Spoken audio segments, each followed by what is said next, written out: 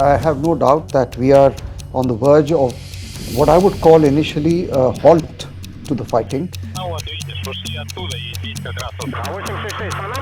I think what he's trying to do here, and he likes to do these big things, which are high risk but high reward, is to try and bring Russia back into the mainstream of global affairs. But what it will give is it will give choices to Russia which it did not have so far.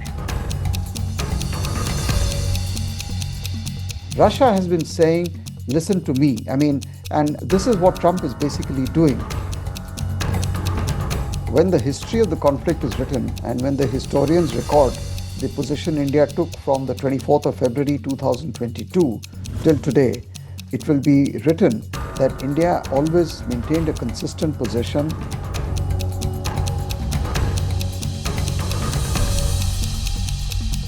Could we see a speedy resolution of the Ukraine conflict following from serious talks that have taken place between America and Russia? That is the big question that diplomatic capitals around the world are asking. President Donald Trump of America, as well as Russia's leader Vladimir Putin, have been pushing strongly for a resolution to the conflict, even as Ukraine and Europe seem to be sidelined in these talks. This is a development that seems to have repercussions not just for Europe, not just for America and Russia, but also for countries around the world. Joining us now to decode exactly what these negotiations over the end of the Ukraine war mean for these principal players, but also for the rest of the world, is Ambassador Pankaj Saran, who is convener of NatStrat and also India's former ambassador to Russia, as well as India's former Deputy National Security Advisor. Ambassador Saran, thank you so much for joining us here on India Today Global. Could I start you off by asking you a question about these talks that have taken place between the United States and Russia and Saudi Arabia very recently? The statements that have come out from the talks indicate that both sides see that there is room for a quick negotiation to end the conflict. How are you seeing these developments? Do you think that a quick negotiated end to the Ukraine war is in fact possible? Yes, firstly, thank you. I have no doubt that we are on the verge of what I would call initially a halt to the fighting, some kind of a ceasefire. The actual negotiation on the resolution of the bigger problems and so many of the other complex issues might follow. But I think it is quite clear to me and to everyone else that we are very, very close to the declaration of some kind of a ceasefire, which is basically a halt in the fighting. And the negotiations on the rest of the issues might follow. But I think the immediate priority seems to be on both sides to halt. And that's what President Trump has been repeatedly saying over the last few days, very, very emphatically. And what we have to understand is his degree of optimism. And he obviously knows the European sentiments and the sensitivities. But regardless of all that, what is most amazing is the single minded, dogged pursuit that he has engaged in to put an end to the war, to the fighting, to the fighting. Now, what kind of other issues which will kind of become part of the overall larger solution are obviously issues in which both the Europeans and the Ukrainians will have to get involved. And I think that is the American plan. Um, the resistance and obviously fear and concern on the part of the Europeans is actually quite understandable. And I don't think this is of any surprise to the Americans. And that is the reason why he has been talking to various European leaders. But I think he is very clear in his mind that he will be able to handle and deal with those sensitivity. And by the way, this is not the first time that we are facing such a situation where the United States, as the leader of the NATO alliance, is a step ahead of the rest of his allies. We saw this in Afghanistan, we saw this in Iraq. So, whenever the principal partner or the leader of the alliance chooses to take a certain decision, the rest of the alliance falls in line. Now, in the case of Iraq, the maximum resistance, if you recall, in 2003, the US invasion had come from France. But France was overruled and the US invaded Iraq and Saddam Hussein fell. In 2020, same President Trump had decided that he has to withdraw from Afghanistan, despite everyone telling him that you're handing over Afghanistan to the Taliban. But he had made a determination from the point of view of the American interests that it is in his interest to withdraw. And the consultation with the rest of the armed forces, the partners of the NATO in Afghanistan, happened much later. So, this is part of a pattern where the United States or the president takes a decision and goes ahead and implements. So, I think we are seeing the play out of a somewhat similar situation. Of course, there are differences, no two situations are the same, but the bottom line is we are heading to a ceasefire. We are also heading to some kind of a bigger solution because it is not just of territory or of minerals or guarantees. It is about how Europe and Russia can live with each other without the repeat of what we have just seen. That, I think, is at the heart of the issue.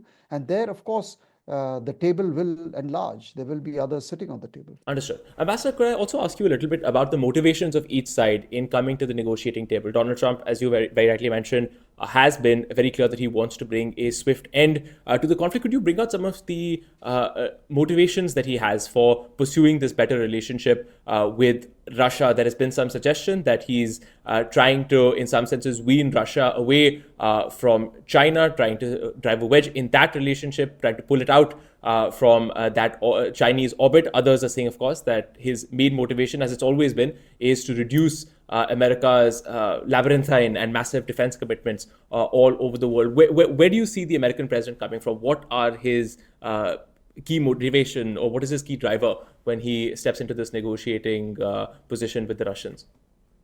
You know, I think the first motivation is to take care of the American economy, to save every single penny and dollar that he can in from what he regards as to be infructuous expenditure.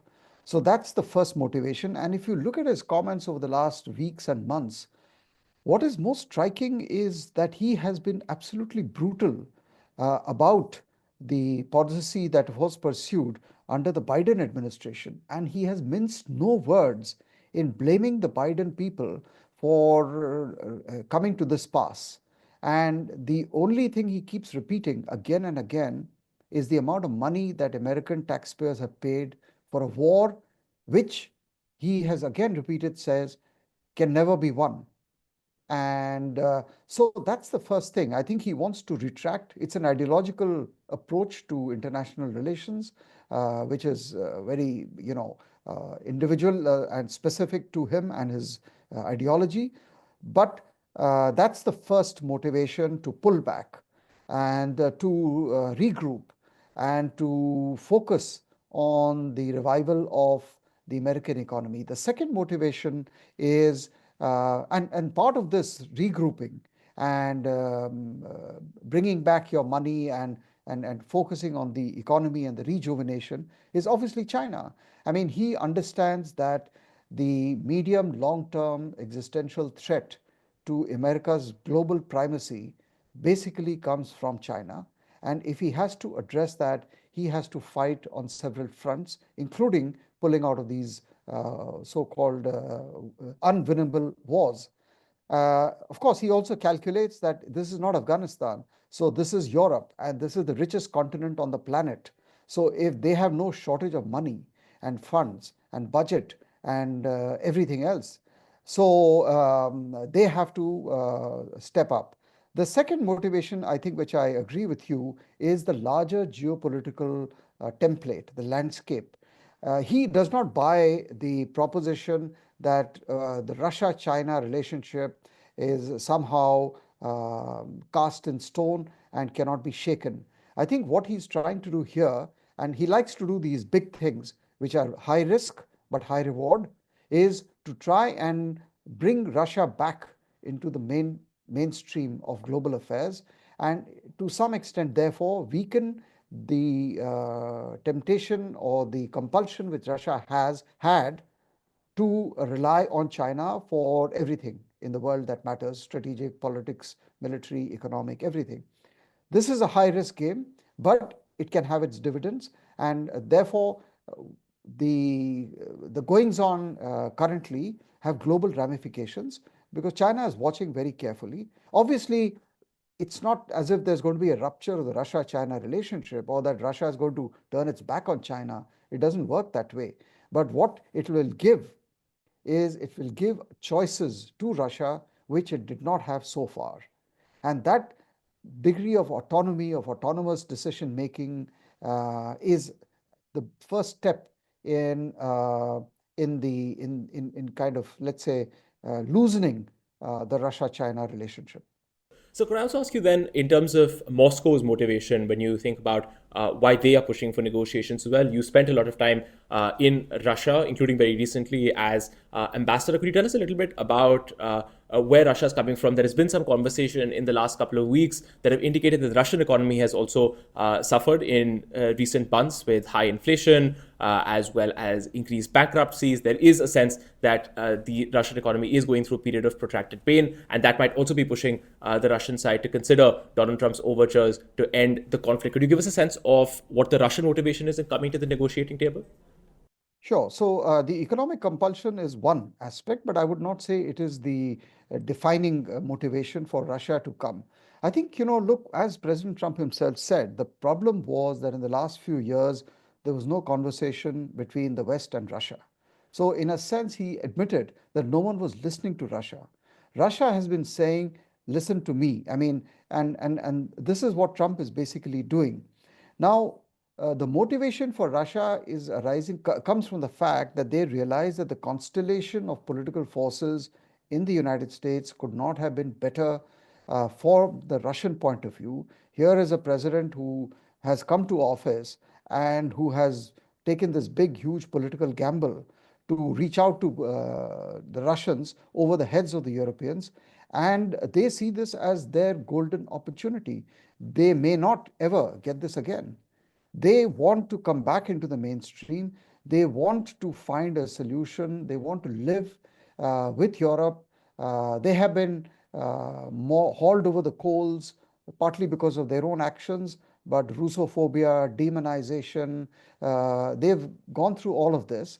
So their motivation is number one, to obviously stop the war, stop the killing, find an honorable exit out of this situation, use the opportunity provided by someone like Trump to find a solution which will be long-term sustainable and go back to normal life. So their motivations are clear. I don't think, and then thirdly, of course, on the battlefield, they have more or less achieved what they wanted.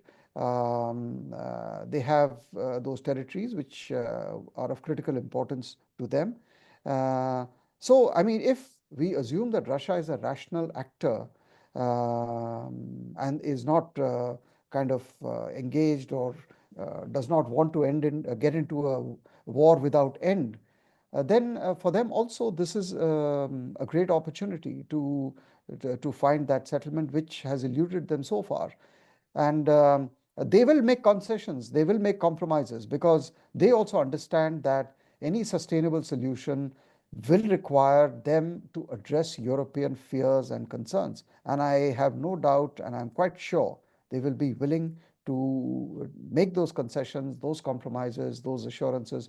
So, in effect, we are going to actually have two highly suspicious parties, the Europeans and the Russians, trying to secure themselves from any future similar outbreak of hostilities or war. And this will be a negotiation, a difficult negotiation, but it could set the foundations for peace and the global security architecture for the many decades ahead.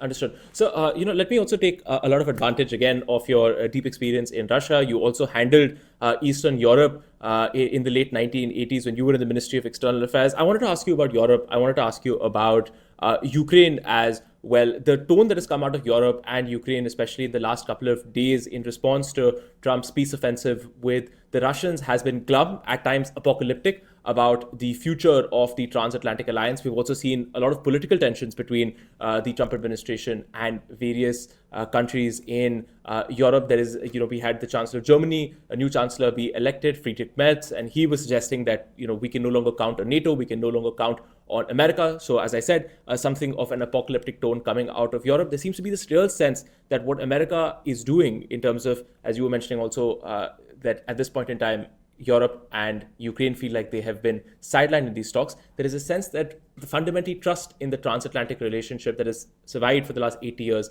has been heavily damaged. Do you agree with that assessment? Is this hyperbole? Is this an overreaction? How are you seeing this development? Yeah, so look, I mean, there is no question. This is a defining moment in the transatlantic relationship, but it was coming to this pass. First indications of what Trump, and in past also, America's views towards the partners on the other side of the Atlantic have varied from president to president, ideology to ideology. After all, remember it was Ronald Reagan who went over the heads of everyone and made peace with Gorbachev and decided and announced that Soviet Union was no longer the evil empire. The fact of the matter is, the Ukraine issue, Trump is not admitting it, but the fact of the matter is that the solution to Ukraine lies not in any European capital, but in Washington. If Washington chooses, as it is doing today, to wind down the conflict, it will happen. And this is part of the whole proxy war and everything else that people have been talking about for the last many years. So the fact is, here you have a situation where in a sense, the power which contributed and which was the trigger for the Ukraine conflict is now itself today saying, I'm calling it off and let's get back to normal. Insofar as the transatlantic is concerned, in American strategic thinking, there has always been conflicts between the Atlanticists, so called, and the isolationists. And Trump represents that section of American strategic thought and ideology which believes that America needs to pull back, needs to, as I said, focus on itself and allow and insist that the Europeans take care of themselves and their security. Now, I don't think this means that this is the death of the transatlantic alliance, not at all. So I think that is a bit of a hyperbole. Secondly, the Europeans are behaving as if they heard about this yesterday. The fact is that from Trump 1.0 through his election campaign till today, he has been completely consistent in his views about Europe, European defense, European military budgets, Europe taking care of itself. So it's now happening. So I think a part of the European reaction is unfounded in terms of behaving as if they never heard of this before. And by the way, their leaderships, their strategic circles, policymakers have been planning for this day. They knew from the time Trump was elected on the 7th of November that they are going to come to this pass. And of course, there is another ideological position that the Europeans, by and large, the liberal, European sections never liked Trump and his Republican Party. So there has been an ideological dislike, a very intense dislike among the vast sections of Europe with what Trump represents. So all of these are now actually coming together. What Europe, so this is okay, but the real problem Europe is facing is how to readjust to this reality of trying to take care of yourself. How do they reorganize themselves? One of the Europeans told me that in the initial period, the European project was of integration. Today, the European project is of securitization. So there's a fundamental shift. If Europe has to take care of its security, what does it have to do? Number one. And number two, is there a consensus within Europe? Forget the United States, forget the UK, but within Europe, is there a consensus? And who are the leaders within Europe who will probably lead a new strategic security architecture in Europe? So, and then of course, they have to come to terms with the fact that not just them or the Americans, but the whole world is calling upon both Europe and Russia to find that modus vivendi where the two can actually live in peace. We thought we had reached here in 1991 with the collapse of the Soviet Union, but clearly after 30 years, it has erupted very ferociously. Now the issue is, can Europe muscle up and find that leadership to live together with Russia in the way Russia is today, not what they want Russia to be, but what Russia is, to accept the reality of Russia. We may not like what we have, but the question is, the challenge is to be able to live with what you have. So, so I think so what is happening is that there is definitely a loosening of the transatlantic alliance. The Europeans are going to be looking for alternative strategic choices, foreign policy choices. And in this, India and China are going to be very important for Europe. So the fundamental bedrock of the Western international liberal order, which was actually the transatlantic, the Western alliance, not to speak of the military NATO alliance, is having a very frank talk among themselves in the full glare and the lights of the whole world. So I don't think this is a situation in which we can write off the alliance, but certainly there are some very, very frank conversations taking place in public. Some of them are very unpleasant. But there is something at the end of the day which unites the Western civilization. Right. It's very interesting. You mentioned, of course, that Europe is looking for new strategic partnerships. India is one of them, of course. The EU president is expected to be here soon, along with the entire senior leadership of the European Union. So we look at that visit. But I wanted to take this opportunity to also ask you about India's position and how it's going to be looking at these talks that are going on between the United States and Russia. Both countries are highly important for India's foreign policy. India's always said that it believes that a negotiated solution to the conflict is the best way forward. Do you think that New Delhi will welcome and be relieved by this peace offensive between America and Russia? Absolutely. I mean, without question, we have to keep in mind, as far as we are concerned as India, that both the United States and Russia are very close friends of India. They are our strategic partners. We have indispensable relations with both of these powers.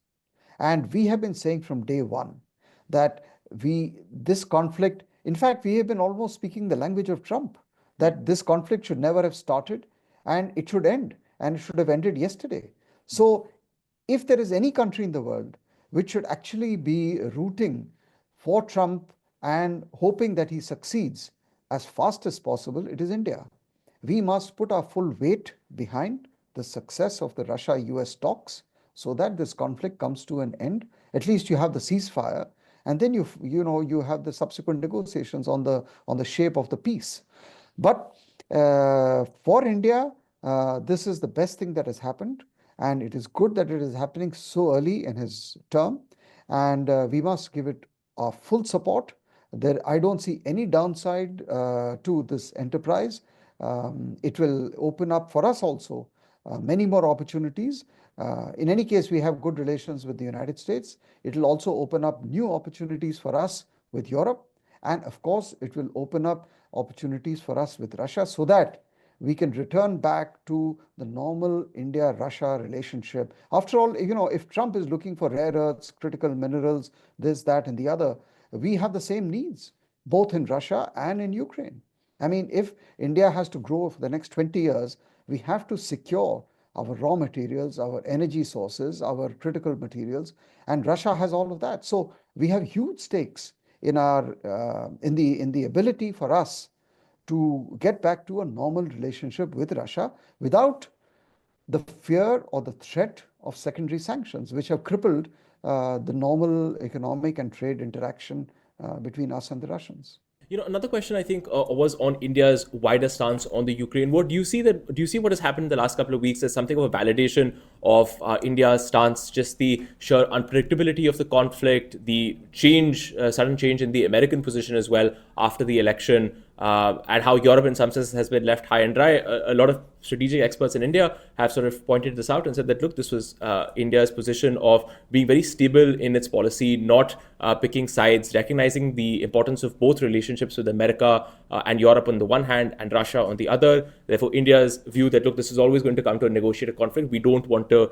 pick sides in this issue. That this was fundamentally the right policy, because you're seeing what's happening right now in terms of a negotiated solution, in terms of how unpredictable the whole situation has been diplomatically. So India's position was fundamentally much more stable and much more reasonable, and therefore, in the end, right. Do you agree with that assessment, that India's position on the conflict has been validated by what's happened in the last couple of weeks?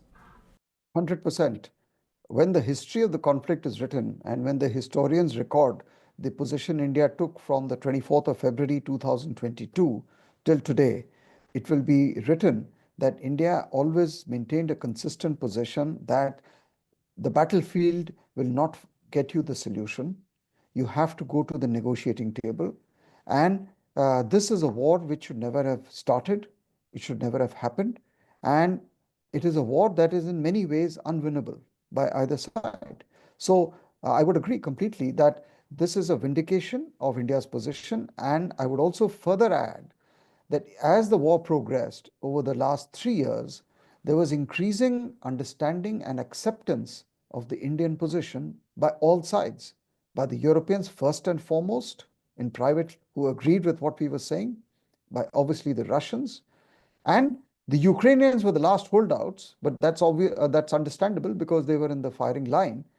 But even sections in the United States were agreeing, and there were sections in the United States who were speaking the same language as we were doing. So as time progressed, we got more and more acceptance of our view at the global level. And I'm not even talking about the global south, which was behind India 100%. So if there's any section of humanity today which is waiting with hope for this to end, it is actually those 150 countries in the global south and in the rest of the international community who are hoping that we get a stop to this. So let me ask you two very quick final questions. One is on a potential mediation role for India. This has been talked about in the past. The External Affairs Minister has hinted that India would be open to playing some sort of role if the various parties in the conflict would be open to a negotiated solution. India has offered its services in the past. We've seen Saudi Arabia, of course, in these recent US-Russia talks, play that sort of mediatory role. Do you see any role possibly for India to mediate in this conflict, or would it rather say that, look, mediation can be a messy business at times, it's best to let the US and Russia work this out with countries like Saudi Arabia that have already stepped forward? What is your view on this? Typically, mediation occurs when the parties are unable or unwilling to meet face to face, and they need via media to persuade them to come into the same room. But we are well past that stage. I mean, a lot of water has already flown down the bridge. And my own view is that from the 7th of November till today, a lot of back channels have been working between the Russians and the Americans.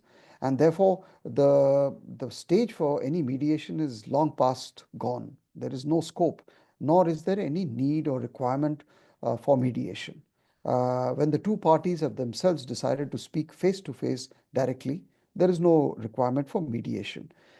But when and as and when this thing falls into place and the pieces fall into place, and there is discussion about enforcing the peace or monitoring the peace or ensuring compliance with some peace agreements that might come up, then it is possible, I don't know, whether there will be scope for any Indian peacekeeping presence in Ukraine or certain parts of Ukraine. There has been a lot of loose talk about countries like India kind of participating in such a kind of a force whose job would be to monitor compliance or and so on. So that I am not sure. It will depend a lot on what the Europeans and the Americans and the Russians agree on. Um, but minus that, I don't see any room for mediation. But what we have definitely done in the last 3 years is that we are keeping our channels open with the Americans, with all of the Europeans, with the Ukrainians and the Russians. We're one of the few in the world who did this. We have ourselves played our own version of mediation by being able to talk to all the warring sides and communicating signals and messages to each other bilaterally. So that's also a very interesting form of trying to douse the flames. We have actually not been in the business of fanning the flames or making the case that you should fight to the last Ukrainian, etc., etc. We have actually been seeing exactly the opposite. So, in a certain way and in our own manner, we have. If the end objective of mediation is to bring the parties closer, to bridge the gaps, to reduce tensions, I think we've done that also. So, a final question. I've already taken a lot of your time, but there has been some conversation now about Trump's entire diplomatic approach. As you said, his very direct and sometimes high stakes approach to diplomacy when it comes to Russia. Some experts have suggested that this could also be transplanted to the Indo-Pacific, where he could opt for a similar policy towards China. He's been asked in the past about his view of China and what sort of relationship the US and China should have, and he's indicated that he wants a deal with the Chinese as well. There's been conversation about a grand strategic bargain between China and America. Is that sort of talk worrying to India, given that it has also been pointed out that tension between the United States and China has been a crucial strategic glue for India's relationship with the United States? There's also been some question, about whether some sort of strategic bargain between America and China could leave Asian allies as well as countries like India on the sidelines, as, for example, Europe and Ukraine have been left on the sidelines when it comes to that grand strategic bargain between America and Russia. Your view on this, is this an exaggerated view? Do you see is there any glimpse of realism in this, or is this an exaggerated fear at this point in time? Yeah, so I think that's a good question. I think the Trump approach to China is less certain than, has less degree of certainty, or at least his mind shows less degree of certainty on his China policy as compared to his Russia policy. And in the case of Russia, as we have seen, he has no doubt at all whatsoever in the direction he has to go, and he's going regardless of what others are saying. In the case of China, it's much more interesting. Look, I think the US-China relationship, more than the US Russia, is the defining relationship of the 21st century. It is a highly complex relationship, and it has too many aspects to it. Um, so the answer could be at multiple levels. Number one is, as I said, it was Trump who actually first put China on the Washington radar as that country and as that power which actually poses a threat to US global hegemony. And he had said at that time, and now he's implementing what he said at that time, that you have to do whatever it takes to ensure that you maintain your edge over China. So that's where he's coming from. Now, the question is on his policy. What we are seeing is in his own administration, among his close advisors, there are two parallel sets of people. One, who are the China hawks, who believe that the United States must have a very hard line approach, bordering more on the confrontation rather than or the competition aspect rather than the cooperation aspect with China. And there is the other set of people who are the economic people who have huge strategic and economic stakes in the US-China relationship. At this point, the jury is out. Which of these two groups will have the final say, or whether they will move in parallel? Already we have seen statements by President Trump that he will be happy to meet President Xi Jinping. He'll be happy to meet President Putin bilaterally as well as in a group. So these are things which are challenging conventional wisdom. As India, we have to be prepared for the US-China relationship to go in either direction. But I don't think it will go to any extreme, which is neither will it tend towards an open war, nor is it likely to tend to a G2 kind of a configuration. It will probably rest somewhere in between. it will be more issue based, but we have to be prepared for any deals which Trump may enter into with China. So we should not rule it out. And I think one of the uh, reasons why we have also, since last year, unfrozen our relationship with China is precisely because India also wants to keep its strategic options open, just as China wants.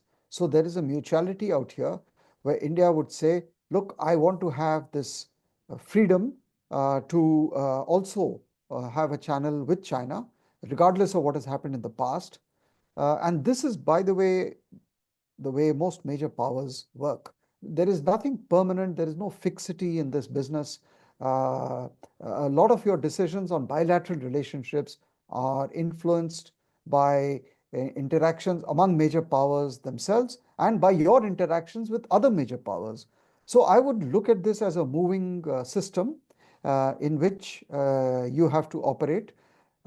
So yes, to answer your question, we have to be prepared for deals between Trump America and China. Um, Now, he's already said, for example, that on Taiwan, it is not his priority. This is a far cry from what the Democrats have done. So the Indo-Pacific or the Asia-Pacific region will be watching. And I personally feel that the ASEAN countries and the smaller ASEAN country, minus the US allies, actually do not want to get into the US-China confrontation. They never have. But that's not our position. But there are things which we can influence, there are things which we cannot. There are discussions we can have with the Americans, and definitely the status and the future of the US-China relationship and of China itself and China's role in the Indo-Pacific is already a matter of major discussion between Indians and the Americans. Right. Ambassador Saran, thank you so much for your time. We've covered a lot of ground in this interview, from the US-Russia talks to Europe's position on the whole conflict, how India has been looking at the negotiations between between Russia as well as the United States, and also, of course, on the relationship that Donald Trump is going to pursue with China moving forward. Thank you so much, Ambassador Saran, for your time, and thank you so much for viewers for joining us here on India Today Global. Thank you. Thank you very much. Thank you. Thank you. Bye.